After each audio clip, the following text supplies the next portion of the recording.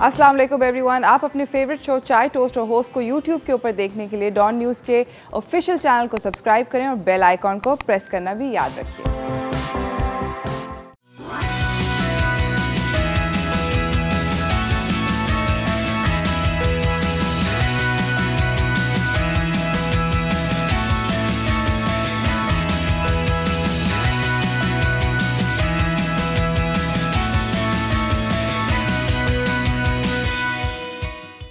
सलाम Pakistan, welcome to चाय toast और होस्ट। आई होप आप लोगों की सुबह जो है वो अच्छी गुजर रही है। मेरी सुबह भी शॉकिंगली अच्छी गुजरी। मैं पूरी उम्मीद पे थी कि मैं आज बिल्कुल ट्याऊं हो जाऊंगी, but somehow it didn't happen. रात को नींद जो थी थक हार के बहुत अच्छी आई और सुबह भी अच्छी हो गई।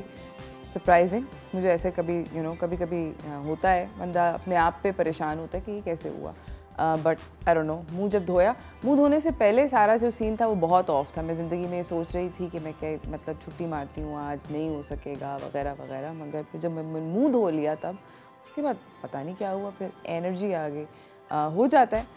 बट मैं आप लोगों को बड़ी फ़नी स्टोरी बताना चाहती हूँ कि कल हम लोग, मैं और मेरी पूरी टीम, हम लोग गए हुए थे एक शो को रिकॉर्ड करने के लिए आउटडोर, और जो धूपें खाई और गर्मी, और मैं हवा चल रही थी तेज़। आउटडोर शूट होती है ऑब्वियसली, उसके अंदर मैं बहुत ज़्यादा इम्प्रेस्ड हूँ उन रिपोर्टर्स से जिनके बाल नहीं उड़ते। मैंने हालांकि बाल बंद करे हुए थे, मगर मेरे बाल फट और by the end of the thing मेरे सर पे बाल मुझे लग रहा था खड़े हुए में। मेकअप मेरा ज़िंदगी में आज तक नहीं फटा, स्टूडियो में कितनी भी गर्मी हो जाए मेरा कभी भी मेकअप नहीं फटता, मगर मेरा कल मेकअप फट गया। It is absolutely like I was like stunned कि यार मेरा मेकअप फट गया, मेरा मेकअप फट गया। But that also happened. तो इस तरह की चीज़ें होती हैं, एंड आई थिंक कि अगर मेरे साथ मेरी टीम ना होती तो मैं बहुत पहले हार मान जाती, बट बिकॉज वो मेरे साथ थे और वो भी उतने ही थके हुए थे और उतने ही उनकी हालतें ख़राब थी जितनी मेरी थी, तो मैंने कहा ठीक है चलो बर्दाश्त है। बिकॉज आपको ये होता है ना कि जब मिजरी लव्स कंपनी, जब मतलब दुख हो तो सबको इकट्ठे हो। अगर एक बंदा, उसमें से एक बंदा भी अगर खुश होता है या एक बंदा भी कंफर्टेबल लगता है तो सबका वो बट हर कोई एक ही जब लेवल पर चल रहा होता है, हर किसी के साथ एक ही तरीके की बुराई हो रही होती है, तब आप कहते हो कि हाँ ठीक है, बर्दाश्त है, कबूल है। तो एनीवेज इसी के साथ बेसिकली हम लोग आज का जो शो है वो कर रहे हैं वॉइस ओवर्स के ऊपर। वॉइस ओवर आर्टिस्ट जो होते हैं वो बहुत ज़्यादा जान दे देते हैं अपनी सिर्फ आवाज़ के ज़रिए पूरी की पूरी स्टोरी टेलिंग के अंदर। स्टोरी टेलिंग जो अब वॉइस ओवर आर्टिस्ट करते हैं बेसिकली कि बहुत पावरफुल मीडियम है। पुराने ज़माने में ऑब्वियसली कोई फिल्म नहीं होती थी, कोई ड्रामा नहीं होता, टीवीज़ नहीं होते थे, तो सारी की सारी जो कहानियाँ होती थी वो आवाज़ के ज़रिए बयान की जाती थी, जिसके अंदर आवाज़ कमांडिंग होती थी, दुख देती थी, मतलब हर चीज़ जो होती थी वो बेसिकली ऑडियो के मीडियम से आती थी। रेडियो के ऊपर जो कमेंटेटर्स वगैरह, रेडियो जॉकीज़ जो हमसे बात करते थे वो भी अपने आवाज़ के ज़रिए तो कहते थे फ़लाना जो है उसकी आवाज़ अच्छी है, फ़लाने की आवाज़ अच्छी है वगैरह वगैरह। तो हम आज बात कर रहे हैं वॉइस ओवर आर्टिस्ट के ऊपर कि वो किस तरह से अपने बिज़नेस के अंदर कामयाब हैं और क्या क्या करते हैं, उनसे भी आपको मिलवाएंगे। अभी फ़िलहाल मेरे पास आज की टॉप स्टोरीज़ हैं तो उनकी तरफ चलते हैं।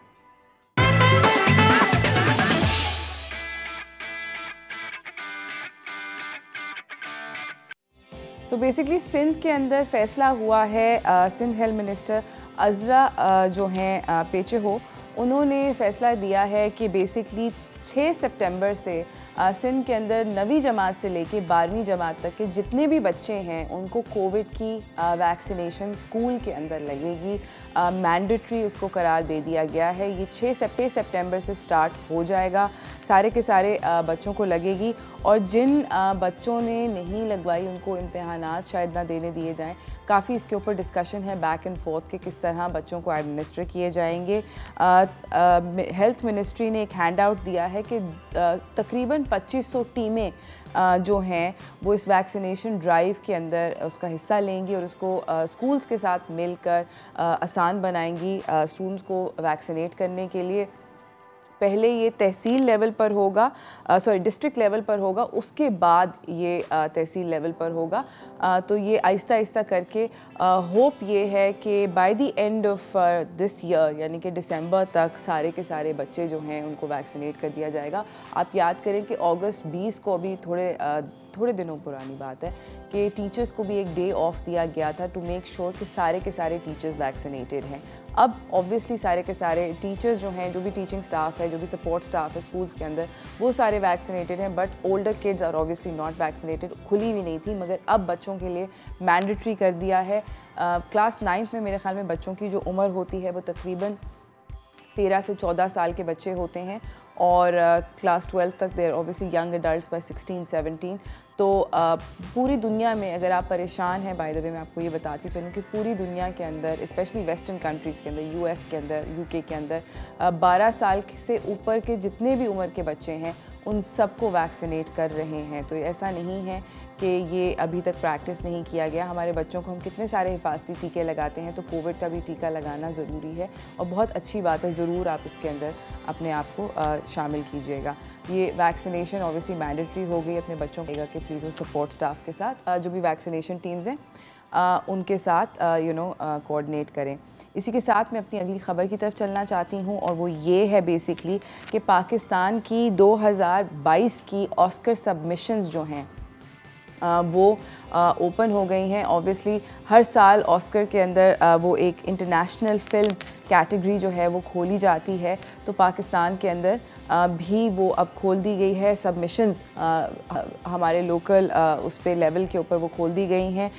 ये जो कमेटी है जो ये बैठती है, ये basically Pakistan academy selection committee के नाम से जानी जाती है। इसके अंदर बहुत सारे नामवर शख्सियत जो हैं वो मुश्तमिल हैं। आई एम श्योर हर किसी को पता है, ऑफ कोर्स शर्मीन उबैद चनोय होंगी, बिकॉज उन्होंने 2 दफ़ा ऑस्कर जीता हुआ है, बेतहाशा एमीज़ जीते हुए हैं, तो वो इस कमेटी के अंदर हैं। उसके अलावा अली अज़मत हैं, बी गुल हैं जो कि एक स्क्रीन राइटर हैं, डायरेक्टर हैं, हुमायूं सईद हैं, मोश शेख हैं, अमेजिंग किस्म के सिनेमाटोग्राफर हैं, जावेद शेख हैं, उमर शाहिद हमीद हैं, सानिया सईद हैं और समीना अहमद हैं। तो ये काफ़ी बहुत अच्छी कमेटी है जिसके अंदर हर तरह, हर शोबे से फ़िल्म के कोई ना कोई रिप्रेजेंटेशन है, और ये मिलकर डिसाइड करते हैं कि किसकी फ़िल्म जो है वो सबमिट की जाएगी। आपको बताती चलूँ कि कौन कौन सी फ़िल्म्स सबमिट हुई हैं प्रीवियसली इस कमेटी के ज़रिए।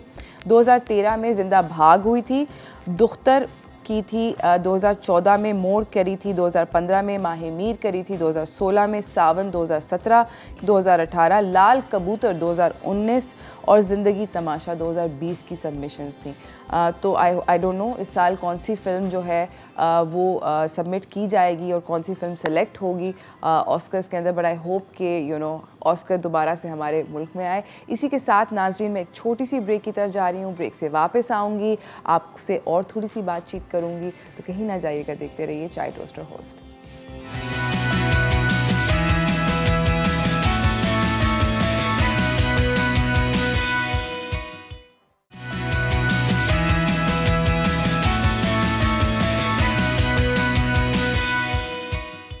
Welcome back everyone. मेरे साथ मेरी अगली मेहमान ने इस्लामाबाद स्टूडियो से हमें ज्वाइन कर लिया है।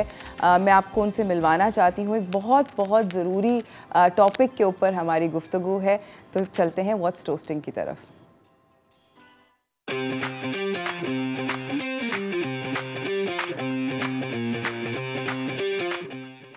मेरे साथ मौजूद हैं डॉक्टर सैयदा बतूल मज़हर, गायनेकोलॉजिस्ट हैं और बेसिकली ये सर्टिफाइड हैं, ये डीन हैं नर्सिंग और एलाइड फैकल्टी की SZABMU में 2016 से बहुत सारे चेयरपर्सन हैं OBGYN MCH सेंटर की, पिम्स की, इस्लामाबाद में मेंबर हैं WHO की स्टीयरिंग कमेटी की जो मैट हेल्थ के ऊपर है। इन्होंने बहुत सारी ज़बरदस्त चीज़ें करी हैं, मगर आज जब जिस टॉपिक के ऊपर हम बात कर रहे हैं वो बहुत ज़्यादा ज़रूरी है। I am glad that a doctor is raising their voice so that हम सब लोग इस इशू को नॉर्मलाइज़ कर सकें। जी हाँ नाज़रीन, हम बात कर रहे हैं फैमिली प्लानिंग के बारे में। एक कैंपेन लॉन्च हुई है, उसका नाम है खैर ख्वाह। आप लोगों ने हम श्योर देखी होगी। डॉक्टर साहब, आपने जब ये कैंपेन देखी तो आपको कैसा लगा? जब मैंने ये कैंपेन देखी तो मुझे बहुत इनोवेटिव और बहुत डिफरेंट लगी, लेकिन हकीकत की भी बहुत करीब लगी। इसको अगर आप देखिए, जो ऑडियंस सुन रही है, अगर वो खैर ख्वाह की वीडियोस देखेगा, तो जहाँ हम फैमिली प्लानिंग की बात शुरू करते हैं तो सब अपने कान और आंखें बंद कर लेते हैं। तो जैसे आप इग्नोर करते हैं, जैसे हम सोचते हैं कि ये कोई चीज़ ऐसी नहीं है जिसके बारे में गुफ्तगू की जाए। और यही हमारे मुल्क का डिलेमा है कि आज हमारी पॉपुलेशन बेइंतहा बढ़ रही है, हम अपने वसाइल जो हैं वो हमारे महदूद हैं, लेकिन कुनबा हमारा जनरली जिनके कम वसाइल हैं उनका बहुत वसी है। तो इसकी वजह से हमारी जो कुछ मुल्क में तरक्की हो रही है वो हम कवर नहीं कर पा रहे। सो इस बेसिकली इसका मकसद इस पूरी की पूरी कैंपेन का ये है कि हम इसके बारे में जो फैमिली प्लानिंग या वक्फ़ा करना या सेहत की तरफ अपनी बेहतरी करने के लिए अपनी फैमिली को सही तरफ ले जाने के लिए जो गुफ्तगू है उसके बारे में हमें उस तरफ बढ़ना है। सो दिस इज़ अबाउट कॉन्वर्सेशन। तो जब तक गुफ्तगू नहीं होगी तो प्रोग्रेस कैसे होगी? अभी तक तो गुफ्तगू करना ही बहुत मायूब समझा जाता है। बिल्कुल ऐसे ही है। मुझे ये बताएं कि फैमिली प्लानिंग के क्या क्या बेनिफिट्स हैं। ऑब्वियसली मुझे और मेरे नाज़रीन को भी आई एम श्योर पता होगा कि फ़ैमिली प्लानिंग के वैसे इकोनॉमिक बेनिफिट्स तो बहुत सारे हैं। बच्चे जो हैं वो बहुत एक्सपेंसिव होते हैं, उनको पढ़ाना लिखाना, स्कूल भेजना, उनकी तरबियत सही से करना, वो सब कुछ होता है। मगर एक हेल्थ पॉइंट ऑफ व्यू से, एक उस स्टैंड पॉइंट से अगर आप मुझे बताएं कि उसके क्या बेनिफिट्स होते हैं। जो हम हमारे यहाँ समहाउ ये फैमिली प्लानिंग का लफ्ज़ इस्तेमाल करना भी बड़ा ही टैबू हो गया है। इसको कहा जाता है कि जी मुनासिब कुनबा। हम समहाउ फैमिली प्लानिंग का लफ्ज़ भी लेते हुए खौफज़दा हो गए हैं। हालांकि ये एक बहुत, हम हर चीज़ प्लान करते हैं, करियर प्लान करते हैं, एजुकेशन प्लान करते हैं।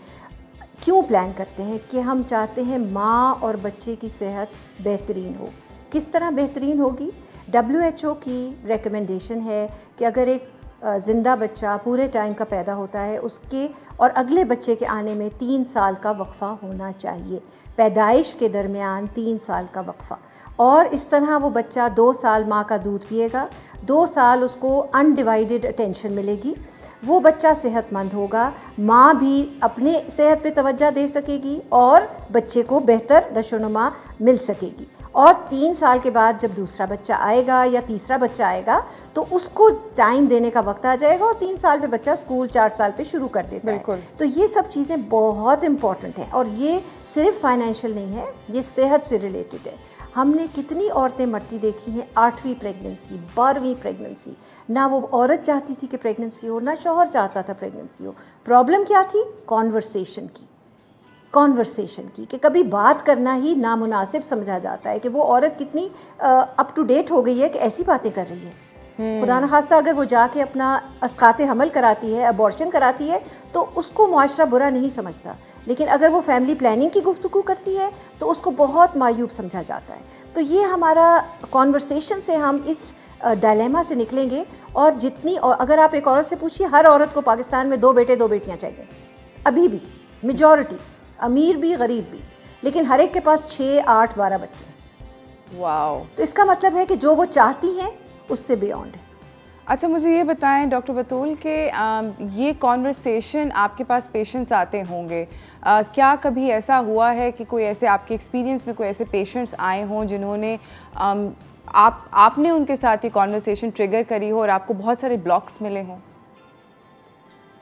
आई थिंक मेजॉरिटी पेशेंट्स में ब्लॉक मिलते हैं।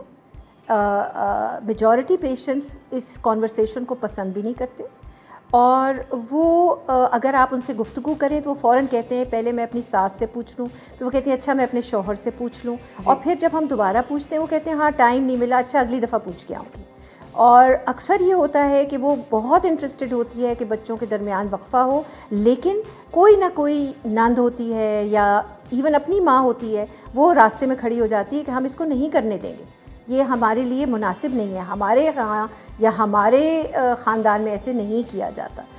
फिर एक और बड़ी अजीब सी चीज़ है जो कि काफ़ी हमारा जो KP की पॉपुलेशन है और जो ट्राइबल एरियाज़ हैं और गिलगित बल्तिस्तान है, अगर उनसे गुफ्तगू की जाए तो अक्सर सुनते भी हैं, लेकिन फिर वो कहते हैं जी हमारे इलाके में ऐसे नहीं होता, कम से कम हमारे यहाँ 6-8 बच्चे तो होने चाहिए।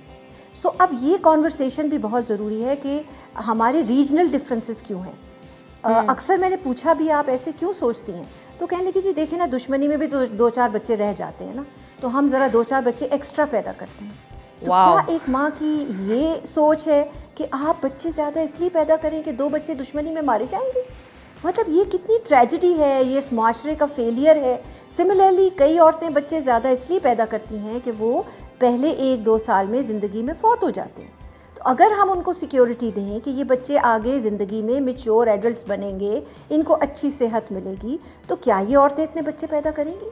सो ये एक इशू नहीं है, ये बहुत से इश्यूज़ हैं। ये इन्फेंट सर्वाइवल के इश्यूज़ हैं, ये माशरे का प्रेशर है, और इसको कई लोग दीन का लबादा पहना देते हैं। हमारे यहाँ जो कोई गलत प्रैक्टिस है उसको आप कल्चर को रिलीजियस का रंग देना शुरू कर देते हैं। आई एम श्योर ऐसा ही होगा। आपके ख्याल में ये जो मसला है फैमिली प्लानिंग का, क्या ये आपको लगता है कि अनएजुकेटेड या पोटेंशली लो इनकम फैमिलीज़ में ज़्यादा पाया जाता है, या आपने देखा है कि educated slash high income families उनमें भी है? ज़्यादा मसला डेफिनेटली लेस एजुकेटेड में है, बिकॉज़ उनकी एक्सेस कम है, उनकी ख़वातीन की एम्पावरमेंट कम है, और बिकॉज़ आप एम्पावर्ड नहीं हैं, आप एक्सेस नहीं है, आपको अवेयरनेस नहीं है, तो आप इसमें पीछे रह जाते हैं। जबकि जो एजुकेटेड तबका है जनरली वो कॉन्वर्सेशन कर सकते हैं, मेजॉरिटी कर सकते हैं, कुछ हैं जो फिर भी नहीं कर सकते, जो अपने लिमिटेशंस में रहते हैं। लेकिन एम्पावरमेंट किस चीज़ से आती है? एजुकेशन से।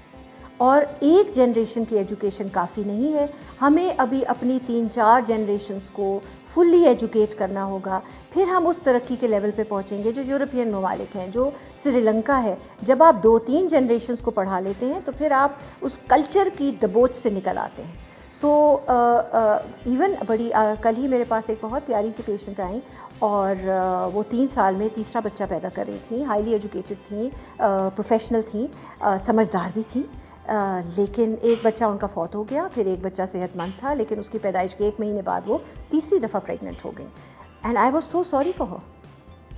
सो even empowered women get somehow bog down, because somehow ये कॉन्वर्सेशन हो नहीं पाता, और आपको ये होता है जी मेरी उम्र अब 35 साल हो गई, मैं जल्दी जल्दी 2 साल 3 साल में 3-4 बच्चे पैदा कर लूँ, जिसमें कि उसमें क्या होगा? क्या आप उस बच्चे को वो तरबियत दे सकेंगी? क्या उसकी सेहत मेंटेन कर सकेंगी? आपकी सेहत का क्या होगा जब आपके जिस्म पे इतना ट्रॉमा होगा?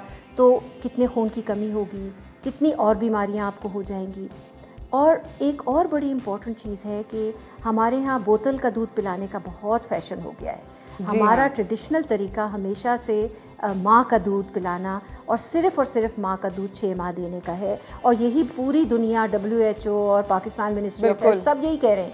लेकिन समहाउ लोग दूध अपना नहीं पिलाते, वसाइल बेइंतहा कम हैं। और हम अभी एक सेमिनार कर रहे थे तो उसमें पता चला कि एक बच्चे को अगर आप बोतल का दूध पिलाते हैं तो हर महीने का खर्चा 12 से 15 हज़ार रुपये है। बिल्कुल ऐसे ही है। और घराने की तनख्वाह बिल्कुल एब्सोल्युटली। नाज़रीन, हम इस गुफ्तगू को डॉक्टर बतूल के साथ जारी रखेंगे, कहीं ना जाइएगा, देखते रहिए चाय टोस्टर।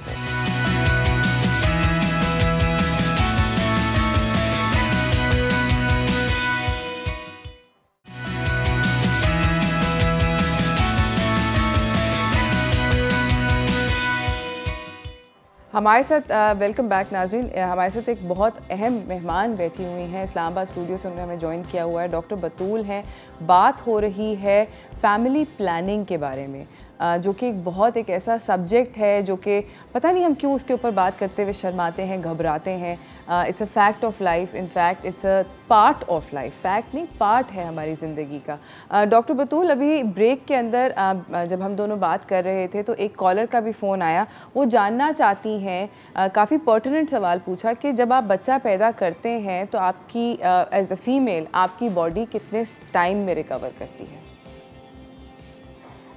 ये बड़ा अच्छा इन्होंने सवाल किया, और मैं हमेशा कहती हूँ वैसे हमें अपने दीन की बातों पे भी ज़रूर गौर करना चाहिए। जो हमारे यहाँ मैंडेटरी किया जाता है कि 2 साल माँ बच्चे को अपना दूध दे, तो उसमें पहले 6 माह वो सिर्फ़ और सिर्फ अपना दूध देती है, तो उससे तकरीबन वो 80-90% प्रोटेक्टेड है प्रेगनेंसी से 6 माह के लिए। उसके बाद फिर वो तरीका उसके लिए फ़ायदेमंद नहीं है और उसको कोई एक्स्ट्रा तरीका भी इस्तेमाल करना पड़ता है। तो जो WHO की रिकमेंडेशन है वो ये है कि अगर पूरे दिनों का बच्चा पैदा हो तो उसके बाद आपका बॉडी रिकवर करने के लिए तकरीबन 2 साल लगते हैं, और उसके दौरान आप अपने बच्चे को ब्रेस्ट फीड कराती हैं, जो आपने वज़न गेन किया था वो कम कर लेती हैं, जो खून की कमी या कोई चीज़ थी वो कवर हो जाती है, और फिर 2 साल के बाद आप सोचती हैं कि अब हम अगला बच्चा अपने घर में लेके आएँ, और अगर इस तरह आप सोचती हैं तो 3 साल के बाद आपके घर में दोबारा खुशी आ जाती है। अगर आपका समहाउ बच्चा जो है वो 6 माह से पहले ज़ाया हो जाता है, जिसे हम मिसकैरेज कहते हैं, तो फिर हम कहते हैं कि वक्फ़ा 6 महीने काफ़ी है।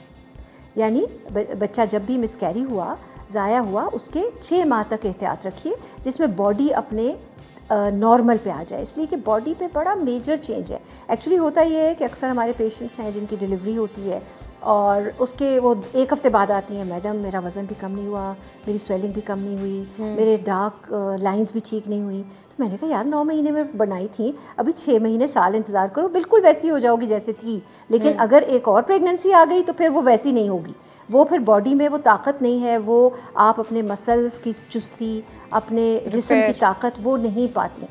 जी बिल्कुल, रिपेयर। और दूसरी एक बड़ी इंपॉर्टेंट बात है कि जो मैंने आपसे ब्रेस्ट फीडिंग का जिक्र किया था कि जो कॉस्ट ऑफ बॉटल मिल्क है ट्रिमेंडस है। The cost of bottle milk जो है, जब हमारे यहाँ अफोर्ड नहीं कर सकते तो वो उसमें पानी ज़्यादा मिला लेते हैं, कभी उसमें चाय मिला लेते हैं, कभी अरके गुलाब मिला लेते हैं। तो उसका नतीजा ये हुआ है कि हमारे 40% बच्चे पाकिस्तान में स्टंटेड हैं। स्टंटेड का मतलब ये है कि जितना उनका ग्रोथ पोटेंशियल है, उनको जितना लंबा, जितना सेहतमंद, जितनी उनकी हड्डियाँ मजबूत होनी चाहिए, वो है ही नहीं, इसलिए कि वसाइल नहीं है। जब वसाइल नहीं है, माँ का दूध तो मौजूद है।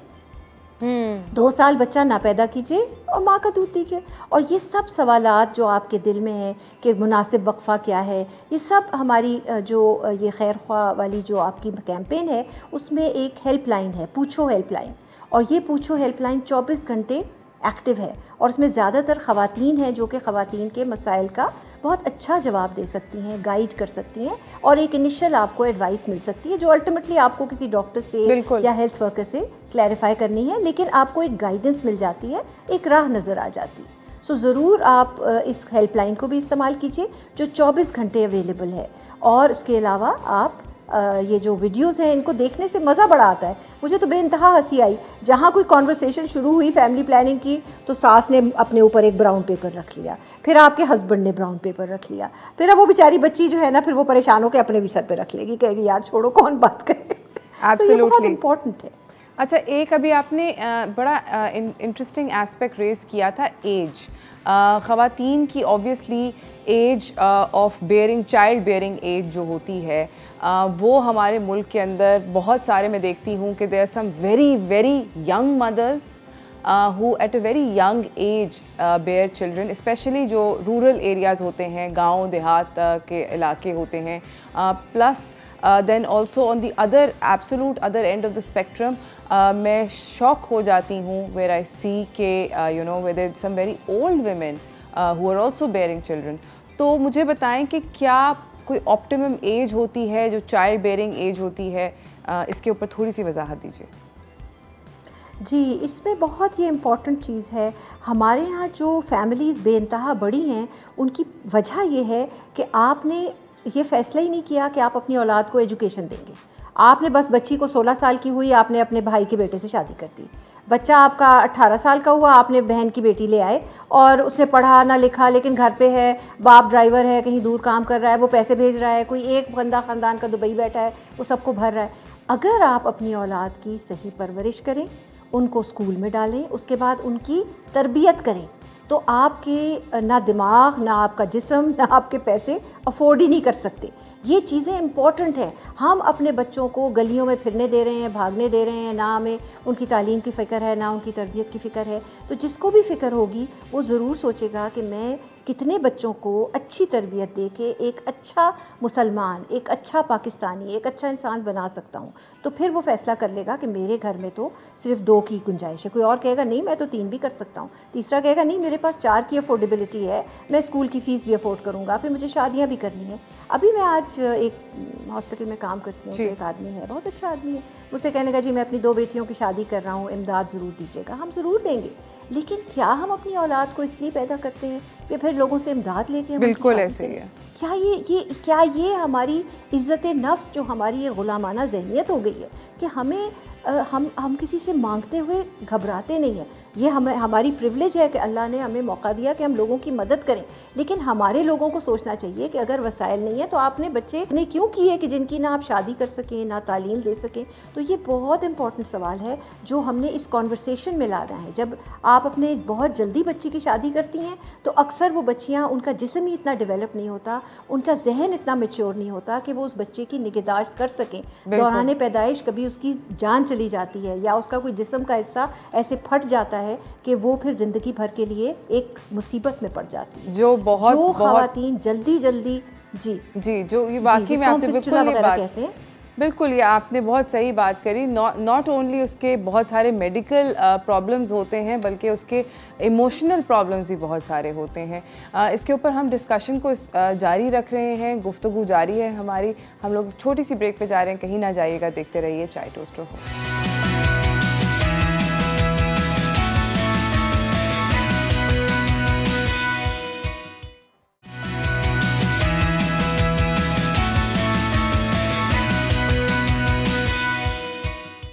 Welcome back everyone. हमारे साथ डॉक्टर बतूल बैठी हुई हैं इस्लामाबाद स्टूडियो से, उन्होंने ज्वाइन किया हुआ है।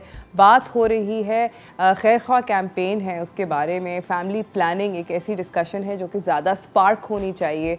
डॉक्टर बतूल, मुझे आप ये बताएं कि हमारे मुल्क के अंदर कौन कौन से मेथड्स, सेफ़ मेथड्स अवेलेबल हैं फैमिली प्लानिंग के?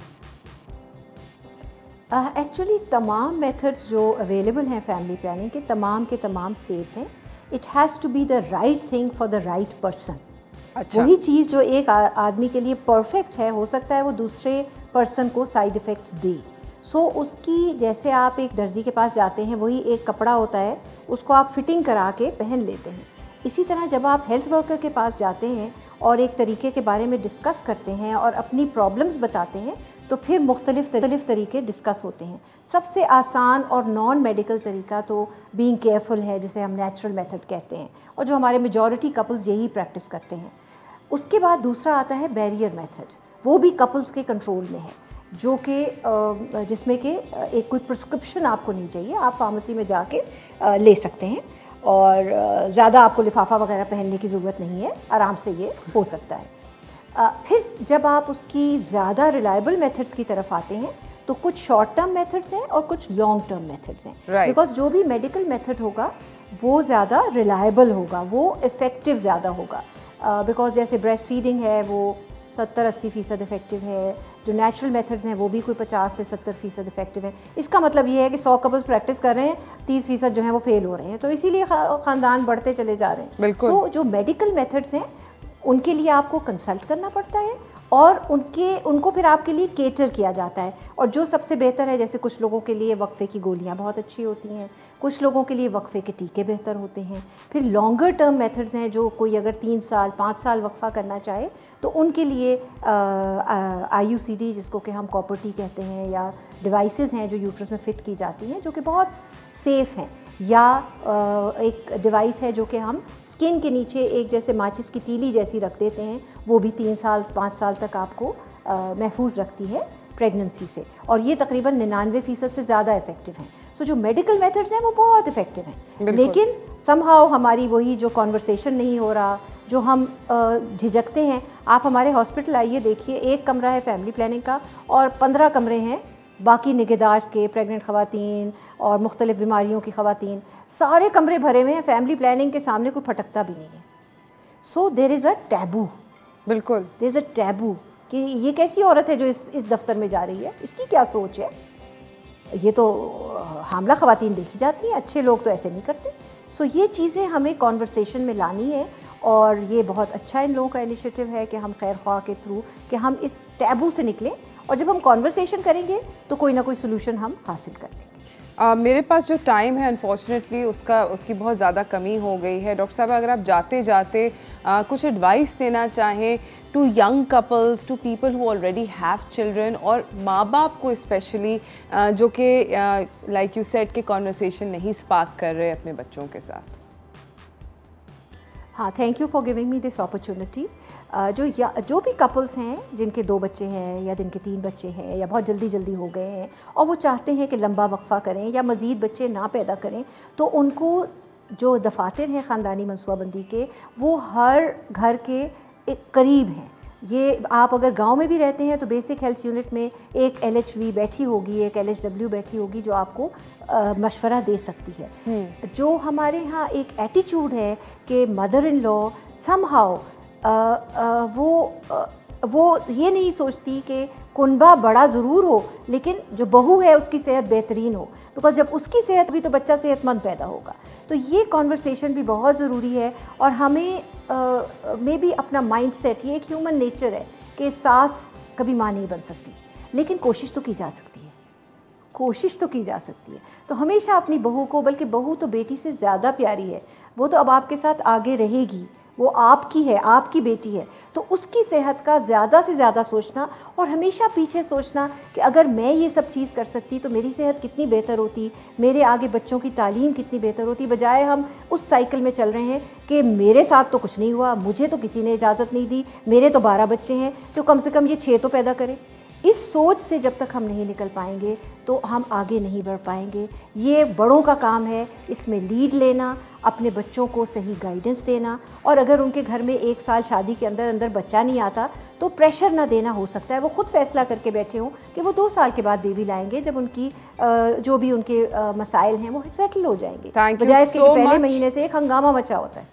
Thank you so much doctor Batool, आपका आने का बहुत बहुत शुक्रिया। And you are absolutely right, हम सब लोगों को ये जो साइकिल है ख़तरनाक सा, इसको ब्रेक करना बहुत ज़्यादा ज़रूरी है।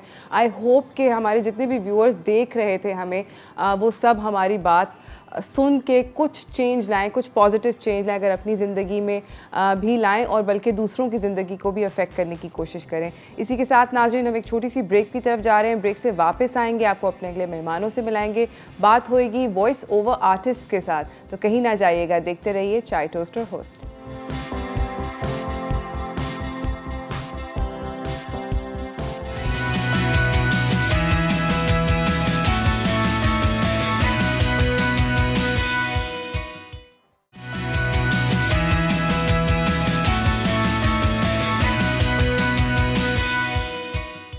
Welcome back everyone. बात हो रही है हमारी वॉइस ओवर आर्टिस्ट के साथ, वॉइस ओवर एक्टिंग के ऊपर। मेरी अगली मेहमान सेट पे मौजूद है, नाम है इनका शीरीन अख्तर। बहुत ज़बरदस्त इन्होंने कैंपेन्स भी करी हुई हैं, जिंगल्स भी किए हुए हैं, वॉइस ओवर एक्टिंग भी करी हुई है। इनफैक्ट इन्होंने, अगर आपको वो कमर्शियल याद हो, प्यारे बच्चों कीवी क्या है वो भी आपका है। अस्सलाम वालेकुम, कैसी हैं आप? सलाम, मैं बिल्कुल खैरियत से हूँ। How are you? I am very very well. आपने ये how did you get into this career voice over acting का? I guess I was made for it. अच्छा जी, I started my career with M&J communications. जी, I was in their creative department. मैंने join किया और फिर वहाँ पे उन्होंने कहा नहीं, तुम तो माइक के पीछे चली जाओ, बिकॉज स्कूल से आई यूज्ड टू सिंग या play the guitar and stuff. तो वहाँ से शुरू किया, फिर पहला जिंगल गाया जावेद जबार के लिए। उसके बाद there was no turning back, बस आप आहिस्ता आहिस्ता सफ़र करते रहे। It has been a very long and a tedious journey of learning, proper learning. right, Because we don't have proper institutions, schools हमारे पास नहीं है जहाँ पे हमको proper सिखाया जाए अपने voice की modulation. Even to understand your voice is a big thing. बिल्कुल। But we are not taught here. तो ये आपको डिस्कवर करना पड़ता है और आपको लोगों के ऊपर डिपेंड करना पड़ता है। How do they assess you as a view artist? अच्छा, तो जब आपका मतलब कुछ आपके बहुत फेमस जिंगल्स हैं, ये मैंने अभी एक बोला, एक वो It's only because of you, Selsun Blue. Yeah, I remember doing. Yeah. तो ये वाले जितने भी they obviously I think a career sort of you've arrived on the scene because I think they made you famous. सारे के सारा पूरा पाकिस्तान ये गाता था, बच्चे सारे गाते थे? जी बिल्कुल ऐसा ही है। ऐसा ही हुआ? ऐसा ही है जी, बिल्कुल ऐसा ही हुआ। And then you would say कि ये मेरा जिंगल है। नहीं मैंने गाया। नहीं, उस वक्त तो आपको आइडिया ही नहीं होता कि आप ऐसा काम कर रहे हैं। एंड आई वाज लकी कि जो मुझे टीम मिली, जो मेरे डायरेक्टर्स थे, मेरे कंपोजर्स थे जी, वो क्रीम वाला क्रीम था, you know, people like I would say Anjum Afandi, Niaz Sahab, you know, and the great Nisar Bazmi Sahab ji, Sohail Rana साहब। तो मुझे ऐसे लोग मिले जिनके साथ मैंने काम किया। I been extremely lucky and they were also like institutes, because they would tell you आपने ये वाला इसको इस तरह डिलीवर करें, ये वर्ड क्लियर नहीं। तो हमें क्लैरिटी और डिक्शन अपनी वहाँ से मैंने अपनी क्लियर की है, बिकॉज वहाँ डिक्शन में बहुत ज़्यादा एडवर्टाइजिंग में जी, because you are selling a product and it's so short, आपके पास बहुत छोटा इन सा 30 टाइम सेकेंड्स आप क्या कुछ कह रहे हैं ना, मैसेज पूरा निकाल जी। तो उसमें वो बहुत मुश्किल है, believe me when you go, मतलब आप you won't believe, I was doing this jingle with Alamgir, I remember go marching, if you remember this, with the Peek Freans piper. तो हमने 1.5 दिन लगाया था, we were there the whole night, और हमने दोपहर 2 बजे रिकॉर्डिंग शुरू की है। सो दैट वाज या, तो इतना टाइम लगता था पहले, because we didn't have so much you know I would say support जो हमारे पास आजकल एडिट का जो ऑप्शन है, कॉपी पेस्ट है, वो यहाँ से इधर का ये वर्ड उठा के चिपका दो यहाँ वॉइस में इतना सारा मॉड्यूल डाल के इसमें आपको आप वॉइस को इक्वलाइज कर लेते हैं, उसकी आप जो कोई बेसुरा है तो उसको सुर में ले आते हैं। तो anyone can be a singer now, you can take up your phone, और but we actually had to get there step by step. Okay. This has been a long, tough learning journey. Absolutely. इन्होंने by the way बहुत सारे ड्रामों के अंदर भी voice over की हुई है। मैं आपको इनका छोटा सा एक टर्किश ड्रामे का क्लिप दिखाना चाहती हूँ। इन्होंने, शिरीन ने बेसिकली इर्तुगरुल की जो वालदा हैं इस टर्किश सीरियल के अंदर, हाइमा खातून जो हैं, उनकी आवाज़ जो है, शिरीन की आवाज़ है। बेसिकली मुझे अच्छा ये बताएं कि जब ड्रामा करते हैं, स्पेशली आई एम श्योर आप टर्किश नहीं बोलती? नहीं, I don't. You don't speak Turkish, right? है ना? तो उसके अंदर कितना मुश्किल होता है? क्या आप अपने क्यूज़ जो हैं जब आप वॉइस ओवर कर रही होती हैं, एक्टर के एक्सप्रेशन से ले रही होती हैं कि वो उन्होंने यहाँ पर ऐसे पॉज किया होगा, ऐसे पॉज किया होगा, किस तरह, हाउ डज इट वर्क? हाँ, तो बेसिकली अरूज देखें, पहले तो आपको कैरेक्टर को अंडरस्टैंड करना होता है, राइट, एक बड़ा मुश्किल काम होता है। मगर जब आप डबिंग कर रहे होते हैं एक्चुअली, तो आप पॉजेस जो हैं वो बनाते हैं, बट मैं बेसिकली अपनी आंखें बंद करके डबिंग करती हूँ, बिकॉज मुझे अगर कैरेक्टर को फील करना है तो जो हमारे रिकॉर्डिस्ट होते हैं और sort of directors, they are very nice and helpful, तो वो हमको बताते रहते हैं लाइन्स, तो मैं अपनी आंखें बंद कर लेती हूँ। बिकॉज इफ़ आई सी, मेरा ये अपना तरीका है, people have different ways of doing it, because I feel कि if I do not feel the character, some emotional scenes, some high scenes, some romantic, I mean I won't say romance, but which needs a lot of emotion, उसके अंदर आपको feel करना होता है, तो मैं अपनी आंखें बेसिकली बंद करती हूँ। तो I could be a big nuisance for my dubbing team, but that's how I go about it. Very good, ये काफ़ी इंटरेस्टिंग है। इसी के साथ नाज़रीन एक छोटी सी ब्रेक की तरफ जा रहे हैं, ब्रेक से वापस आएंगे, हमें हमारे दूसरे मेहमान भी ज्वाइन करेंगे, कहीं ना जाइएगा, देखते रहिए चाय टोस्टर होस्ट।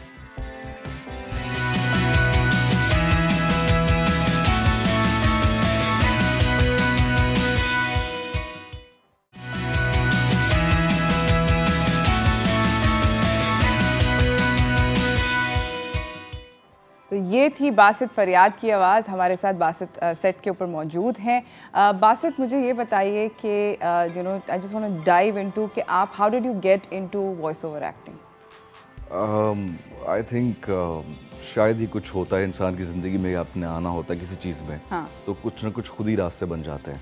सही। आई स्टार्टेड रेडियो इन 2008। अच्छा। और उसके बाद से हम लोग कुछ पंजाबी करते रहे, कुछ चीज़ें, because I was in Lahore and Faisalabad, तो हमने कुछ चीज़ें वहाँ पर की जो पंजाबी डबिंग के हवाले से थी। सही। I came to Karachi in 2013। सही। तो there was a first drama मैंने जब किया टर्किश, और उर्दू डबिंग जो थी वो फरिया के नाम से था, तो उसमें मैंने किया फर्स्ट टाइम। तो being in Karachi, I was just visiting Karachi, और मुझे अपॉर्चुनिटी मिली तो मैंने इसको अवेल किया। This is how I came into this. अच्छा, और आपने अभी ये उस्मान के उस्मान गाजी का जो ये ड्रामा है, ड्रामा उसके अंदर आपने लीड कैरेक्टर जी उस्मान का कैरेक्टर जो मैंने किया, आपने उसकी वॉइस ओवर करी है। मुझे बताएं कि अभी हम शिरीन से भी ये बात कर रहे थे, शिरीन से इसके वो जब ये करती हैं तो वो डबिंग के बारे में, मतलब आप क्या देखते हैं? शिरीन तो आंखें बंद कर लेती है। देखिए, आंखें बंद करने से पहले भी देखना पड़ता है। हाँ, आप देखते हैं, डेफिनेटली आप उसको देखते हो कैरेक्टर को, और समटाइम्स अच्छे एक्सप्रेशंस के लिए आप आंखें बंद कर लेते हो, आपको फील होता है। बिकॉज जैसे मैं उस्मान की बात करूं, ये ड्रामास ऐसे पीरियोडिक प्लेस हैं, इसमें आपको हिस्टोरिकल प्लेस में बड़ी एफर्ट चाहिए होती है, अच्छा, फोर्स चाहिए होती है। शायद मैं जैसे अब बात कर रहा हूँ या शिरीन आपा जैसे बात कर रही हैं, ऐसे हम बात नहीं करते। हाँ, तो हमारा लाउड होता है वहाँ पर, हम फोर्स से हमें बोलना होता है। तो एक एक डायलॉग करके हमें डेफिनेटली थोड़ा आसानी हो जाती है। हमने एक डायलॉग सुना, उसको देखा वो कैसे डिलीवर कर रहा है, क्योंकि हर लैंग्वेज में एक्सप्रेशन तो सेम है, वो बात क्या कर रहे हैं, फिर कहाँ पर वो फोर्स लगा रहे हैं, कहाँ पर वो धीमे हैं। तो हमें अपनी लैंग्वेज में उसको फिर ट्रांसलेशन को जब देखना है, तो फिर हमें अपनी लैंग्वेज में ऐसे वर्ड्स यूज करने हैं जो उसके लिप सिंक में जा सके। ओह माय गॉड, ट्रांसलेशन हम जब लेते हैं या कोई और डिसाइड करता है? वो फर्दर उधर उसी वक्त ही डिसाइड हो रहा होता है। Oh my, artist is a director at that time. वाउजर, या क्योंकि ट्रांसलेशन आपके पास होती है। तो आप देख के होते कि यार मैं यहाँ पे बिल्कुल नहीं कह सकता, फॉर एग्जांपल मैं इसकी जगह कुछ और कहने की कोशिश करूँ। जी, मेरा मफहूम वही रहे। फॉर एग्जांपल वो कह रहा है कि मुझे प्यास लगी है, पानी पीना है। अब वो लिपसिंग, तो अब मैं देखूंगा कि उसका लिपसिंग जो है वो इस हिसाब से नहीं बन रहा, तो उसको मैं चेंज करूंगा। थोड़ा पानी मिलेगा, उसको मैं चेंज करूंगा। मुझे प्यास लगी है को मैं निकाल के कि उसका फेस अगर लिपसिंग उसका मुझे नहीं बन रहा, हाँ, तो मैं थोड़ा पानी मिलेगा तो मैं उसको यूं चेंज करूंगा थोड़ा सा। तो this is how you know go for That's sync. really hard. ये तो बहुत मुश्किल है, मुझे अंदाजा नहीं था कि एक डायलॉग को जब आप करते हो, फिर आप पूरा सीन करने के बाद उसको देखते हो। Of course, because एक डिफरेंट लैंग्वेज है, उसके डिफरेंट असूल हैं, डिफरेंट साउंड्स हैं। और एक और चीज़ है बड़ी जो इम्पोर्टेंट है इस चीज़ में। अच्छा, लैंग्वेजेस में एक्सेंट का डिफरेंट जो होता है, उसकी वजह से आपका बोलने का स्टाइल भी बदल जाता है। जो बोलने का स्टाइल उनका है टर्किश में, वही स्टाइल जब हम अपनी लैंग्वेज में लेके आते हैं तो हमें इतना वो कैची नहीं लगता। तो हमें कहीं बीच में रहना पड़ता है, उसको हम सिंक बना के उसको हम यूं उसको करें कि वो जस्टिफाई भी कर जाए और वो अलग भी ना लगे उससे। समझ गई। अच्छा, मैं आप दोनों से एक सवाल करना चाहती हूँ कि वॉइस ओवर एक्टर्स जो होते हैं वो कितने पैसे बनाते हैं पर ड्रामा? कोई एवरेज है? अच्छा, ये दो चीज़ें हैं, ताल्लुक भी है जी ताल्लुक भी होता है। Of course her production house बोलता है कि यार सी इतना बजट नहीं है। सही, you know in this industry we have a lot of other hurdles as well. तो लेकिन ये है कि आप अच्छा करते हो, आपका जब काम अच्छा है, दे नीड यू, आपको कॉल किया जाता है और आप अच्छा काम करके आप खुद अपना एक बजट बनाते हो। आई एम हैप्पी कि मैं हूँ, मैं तो मतलब हम एक दूसरे से सीख रहे होते हैं और आपा तो माशाल्लाह इतना काम कर चुकी हुई हैं, हम इनको देखते हैं, इनसे सीखते हैं। और अब इस स्टेज पे शायद हम हैं कि आप अपना बजट खुद अपना बजट जब बताते हैं तो दे। बट जनरली अगर कोई स्टार्ट आउट कर रहा हो, जितने भी व्यूअर्स हैं जो देख रहे हैं, किसी को ऐसा लगता है कि वो ये करना चाहते हैं, तो how much money should they expect पर सीरियल, लेट्स से पर ड्रामा? पर drama it's goes for per episode or maybe per shift, so it depends कि वो उनके काम के ऊपर डिपेंड करता है। It's good money, like अगर आप काम करना चाहते हो तो आपको आपकी ट्रैवलिंग और आपका खाना और ये सब चीज़ें आप निकाल सकते हो सही ऑन इनिशियल बेसिस। ठीक है, तो शुरू फिर में आप जैसे काम करते रहेंगे। श्री, आप बताएं कि आपकी पहली सैलरी क्या थी? मैंने पहले तो जंगली मैंने गाया था, तो उसमें मुझे I believe me I got a cheque of 500 रुपए। I am not joking, so I am not lying, this was the first jingle I sang. 500 and Javis Jabbar would say that कि yes, मैंने कहा ये क्या है भाई, तो but that is way back, you know, around 25 years ago, so that was good money. मगर obviously अगर आप compare करते हैं इसको डबिंग को with a jingle or a voice over, तो there is no comparison because for a VO आप between you have a good amount in about 10 minutes for a VO. अगर आप एक कमेंट्री बोल रही हूँ मैं, फ़र्ज़ कीजिए किसी कमर्शियल जी, किसी कमर्शियल की, तो that's hardly 10 minutes with good money. ठीक है, But this is like sometimes 5 hours, sometimes 8 hours, depending on how much work. ठीक है, तो उसमें ये होता है कि आपको जो I personally feel कि this is less, is underpaid and under pronounced industry because ये बहुत ज़्यादा देखें आप imagine if you even look at any play, they've been sitting on Netflix and various places for a long time, but once the dubbing industry came in, they stepped in, तो इनको एक acknowledgement मिला. बिल्कुल. I started my career with Dr. Zhivago. मैंने उसको dub किया उर्दू के अंदर, yeah, and then I went on, my journey started with Ishq-e Mamnu and for KJ Productions, and वहाँ से फिर जर्नी चलती रही, फिर दूसरे डबिंग हाउसेस के लिए बहुत काम किया. But apparently Uruj, I feel it is not a recognized or a well-paid industry. I feel that. And people don't pay you easily. No, they don't. Okay, I feel that. आपको लगता है? Basit has been lucky, mashallah. I'll say that. He's been lucky. सही. But also depending on your आप कितने नर्म होते हैं. कभी आप कहते हैं वो हमेशा कहते हैं बजट नहीं है उरूज, सब यही कहते हैं बजट नहीं है, थोड़ा कम कर लें. आपको ये लगता है कि आई एम श्योर कि आप लोगों को बहुत सारा फ्लैक मिलता होगा बिकॉज बहुत सारे एक्टर्स ने, डायरेक्टर्स ने उन्होंने ये बोलना शुरू कर दिया है कि ये जो इतने सारे इम्पोर्टेड ड्रामाज हैं जिनको डब कर रहे हैं जी, they taking away business from local productions जो कि उर्दू में ही होती हैं ऑब्वियसली. तो आपको लगता है कि ये बात सच है? नहीं नहीं नहीं, क्योंकि देखिए हर चीज़ की अपनी एक जगह होती है. Everything has its own place. और एक ये भी एक इंडस्ट्री है. तो I think the actors and हमारी फिल्म इंडस्ट्री और drama industry needs to understand कि ये भी एक full blown under recognised underrated industry है. Now it has to be recognised of course. So this is my fight and I say it openly कि yes we are also we are also people who are giving voices to commercials.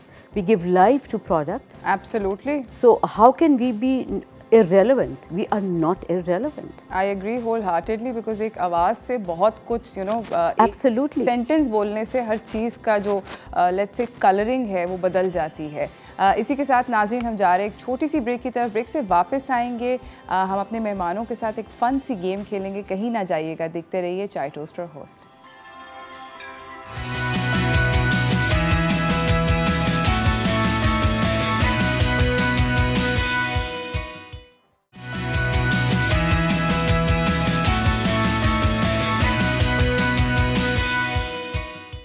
Welcome back everyone. यहाँ पर हमारे साथ मौजूद हैं शीरीन अख्तर और बासित फरियाद. दोनों वॉइस ओवर आर्टिस्ट भी हैं, रेडियो भी करते हैं आई माइट ऐड, और काफ़ी सारा रेडियो करते हैं on a regular basis. They both have programmes that they both do on radio as well. इनके साथ मैं एक छोटी सी गेम खेलना चाहती हूँ. हमने जान तो लिया कि how they fail into voice over acting, but एक छोटी सी गेम खेलना चाहती हूँ. हमारी गेम का जो है नाम वो है वॉइस ओवर जूक बॉक्स. ठीक है, मैं आपको अनाउंसमेंट्स दूंगी जो कि हम सुनते रहते हैं, या तो हम टेलीविज़न पे सुनते हैं या रेडियो पे सुनते हैं या हम लोग किसी पब्लिक प्लेस के अंदर सुनते हैं, बट अनाउंसमेंट्स सुनते रहते हैं वो वाली. मैं ये चाहती हूँ कि आप वो अनाउंसमेंट्स उस पर्टिकुलर स्टाइल में जिसमें डिलीवर होती हैं उस स्टाइल में हमें डिलीवर करके दिखाएं. Ready? Yes, okay. Who wants to start first? Basit. Okay, Basit. All right, Basit. I think appropriate है. हम लोग न्यूज़ चैनल पे बैठे हुए हैं. हम आपसे एक अनाउंसमेंट सुनना चाहते हैं ब्रेकिंग न्यूज़ स्टाइल पे. कोई खबर है, एनी खबर दैट यू लाइक, आप उसको ब्रेकिंग न्यूज़ स्टाइल में डिलीवर करें जब रिपोर्टर जो हैं वो आपको यूज़ करना चाहें. Could be anything. Anything. Yeah. तो नाज़रीन आपको ब्रेकिंग न्यूज़ से आगाह करते चलें. इस वक्त हमें अभी खबर पहुंची है और हमें खबर जो हम तक पहुंची है वो ये है कि शाहदरा के इलाके में 4 सद्दा में एक बच्चे को कुत्ते ने काट लिया और कुत्ते के काटने की वजह से शदीद जख्मी हो चुका है. उसको हॉस्पिटल ले जाया जा रहा है. इस बारे में मजीद मालूमात हासिल करते हैं. हमारे रिपोर्टर हमारे साथ है महबूब आलम. थैंक यू सो मच महबूब हमें ज्वाइन करने के लिए. बताइए क्या अपडेट है? Wow, good. Wow, that was good. I'll flunk badly. That was good. Shireen, आप हमें करके दिखाएं PIA की फ्लाइट अनाउंसमेंट. ओके, तवज्जो फरमाएं ख़वातीन हज़रात, flight number PK whatever the number we can all decide, taking off to Karachi is ready for boarding. Passenger से दरख्वास्त की जाती है कि गेट नंबर 3 से अपने जहाज़ की तरफ तशरीफ़ ले जाएं। शुक्रिया। अपने जहाज़ की तरफ ही ले गए। जहाज़ के अपना जहाज़ अपना है, अपने, हाँ एग्जैक्टली। पिया ये कोई और भी हो सकता है। Of course. बासित, एक बच्चा मॉल में खो चुका है और आप सिक्योरिटी के डेस्क से अनाउंसमेंट कर रहे हैं कि किसी ने अपना बच्चा खो दिया। ओके, लेडीज एंड जेंटलमैन, ये बच्चा किसका है? ये बच्चा किसका है, बहुत ही इंपॉर्टेंट आपके लिए ये अनाउंसमेंट है। आप प्लीज़ अपने सब काम छोड़कर हमें सुन लीजिए, क्योंकि बच्चा किसका है ये हमें भी इस वक्त शशोपंज में मुब्तला किए हुए है। इस बच्चे ने ऑरेंज कलर की शर्ट पहनी हुई है और रेड कलर की पैंट पहनी हुई है, जो कि कोई कंट्रास्ट नहीं बनता। अगर आपका बच्चा है और आपको लगता है कि वाकई आपके साथ आया था, तो प्लीज़ आप इसको लेने के लिए हमारे डेस्क पे तशरीफ़ ला सकते हैं, फर्स्ट फ्लोर पे। Thank you so much. Good है। ऑरेंज और लाल, बेचारा बच्चा।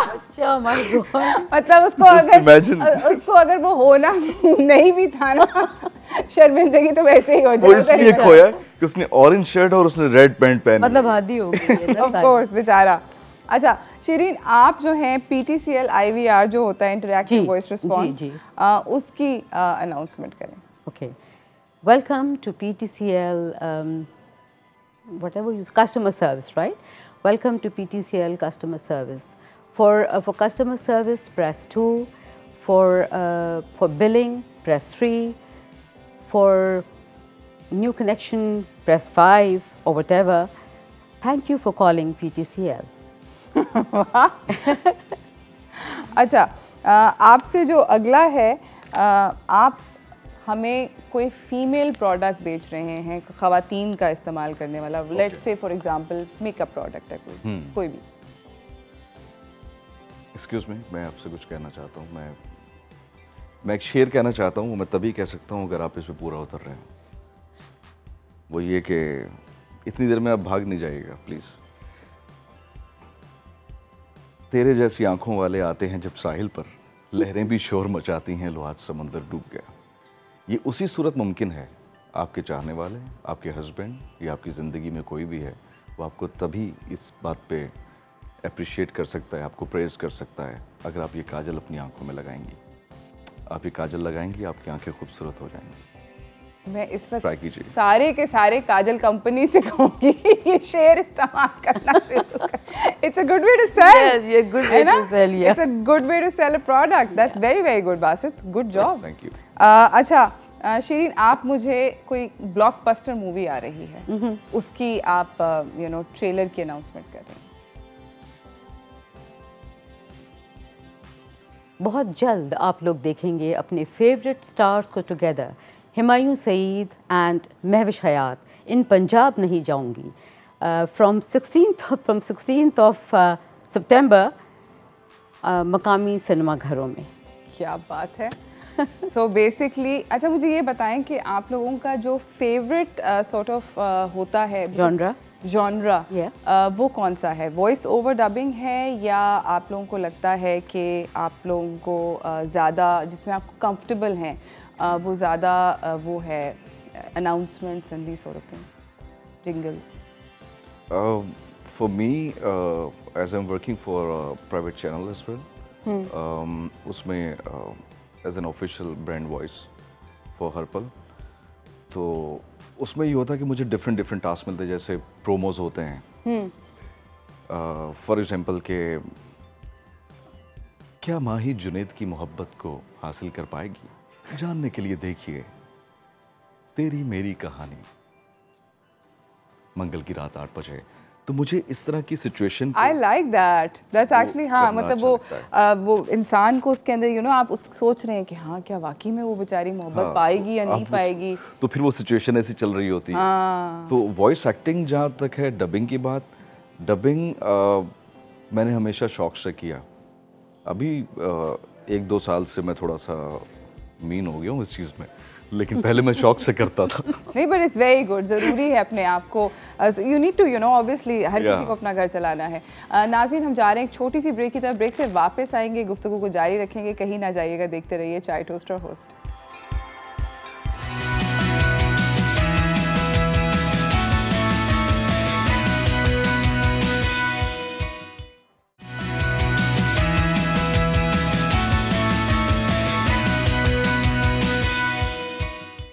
Welcome back everyone. यहाँ पर मेरे साथ वॉइस ओवर आर्टिस्ट बासित और शीरीन बैठे हुए हैं।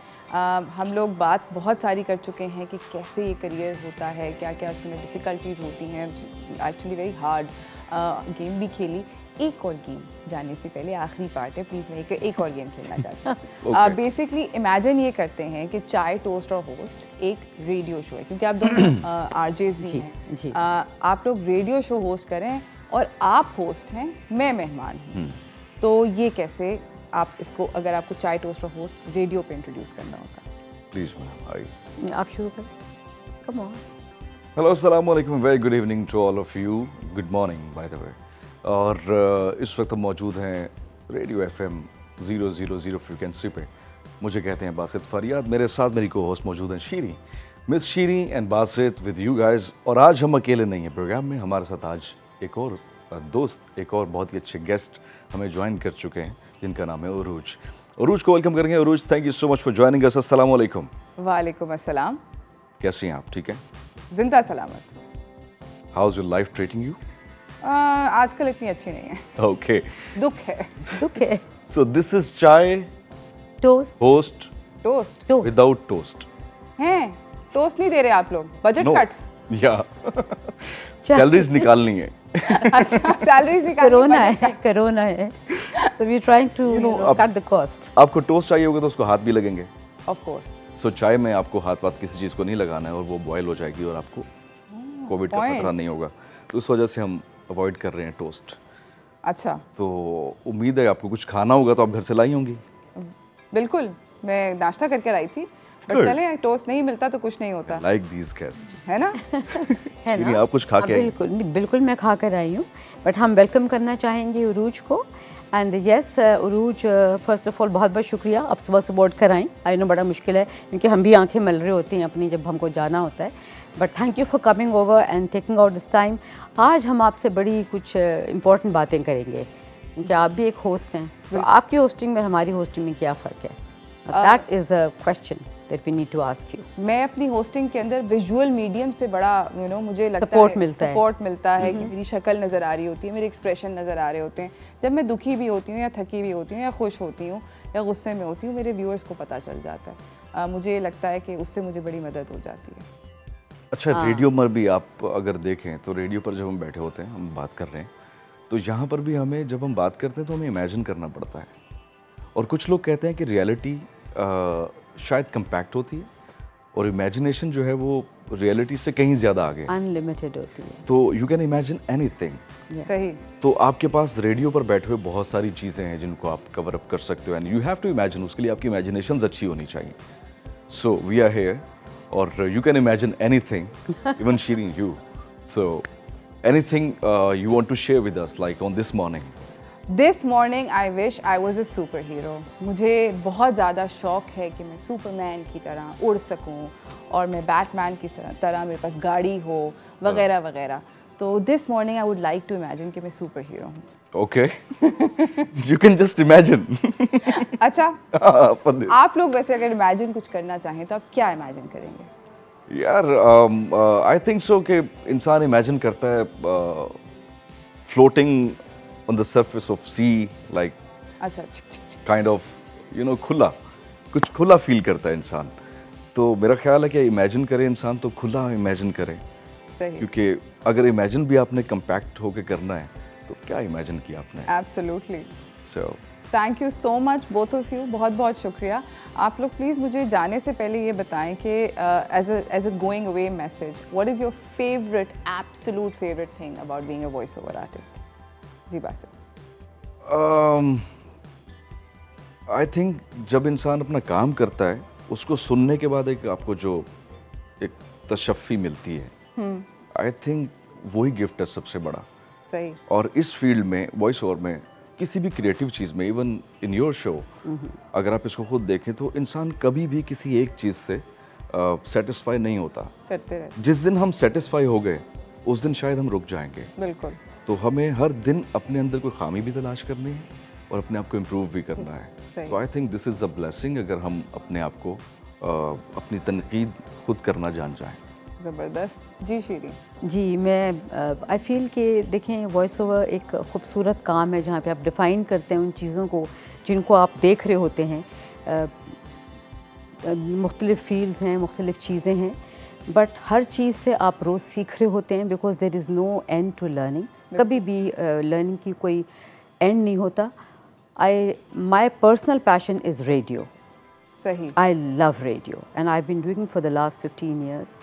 और जितना मैं रेडियो इन्जॉय करती हूँ, मैं और कुछ इन्जॉय नहीं करती। And singing, I love singing and I love music, so it gives me 2 in 1 package when I do radio.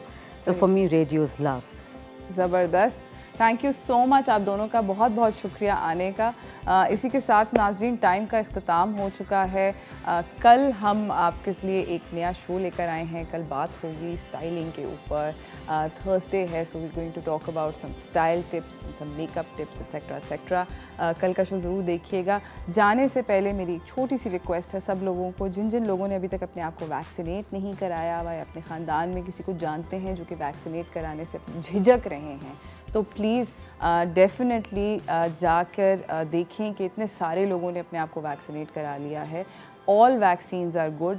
कोई, हमारे पास कईयों दफ़ा हम लोग ये बात कर चुके हैं कि कोई वैक्सीन एक दूसरी वैक्सीन से बेहतर या कम बेहतर इस तरह का कोई सीन नहीं है।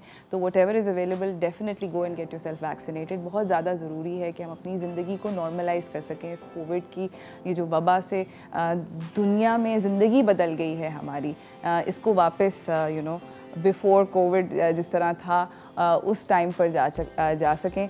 तो ये छोटी सी रिक्वेस्ट है, SOPs का ज़रूर ख्याल रखिएगा। इसी के साथ मुझे, मेरी टीम को इजाज़त दीजिए। कल मुलाकात होगी सुबह 9 बजे। अल्लाह हाफ़िज़।